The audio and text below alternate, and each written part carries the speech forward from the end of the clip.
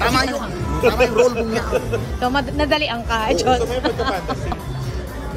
Well, yeah. Parang Christmas, ano siya eh. Christmas. Pero siyempre mga next year na namin yan. Ngayon lang namin na-shoot. Pero story idea mo to, di ba? Yes, concept, yeah. So, producer ka rin ito? Yeah. Part owner ka. Ma'am X, stockholder. Stockholder. Ano lang, yung nga katulad sinabi ko, mas open kasi sila sa gano'n eh, mga concepts, diba? Matapang sila sa pagpuproduce. Katulad Hindi mo palang gumanap na sa tanan. Ano no? Hindi mo palang gumanap na sa tanan. Oo, total, yun na naman tawag sa'yo eh, di ba?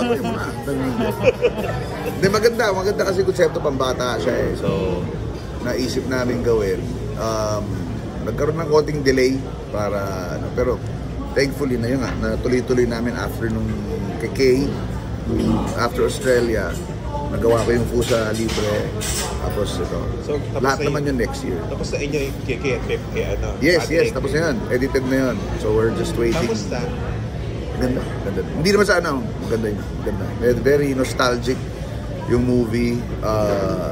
Everyone got their own kumbaga break dun sa mga eksena. Pati yung actually yung Fusa, kakapanood lang din. Iba rin. Kami ni Sir John Arcilla. Ano yun ang title? Fusa Libre.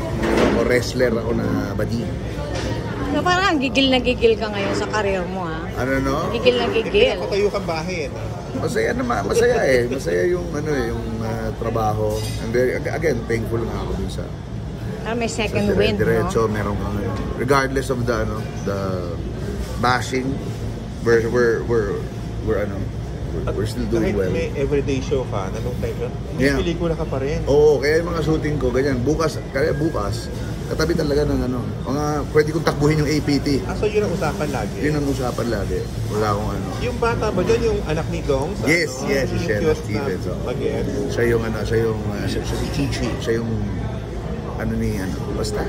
So, kaming dalawa. Tapos si Aya will play a teacher.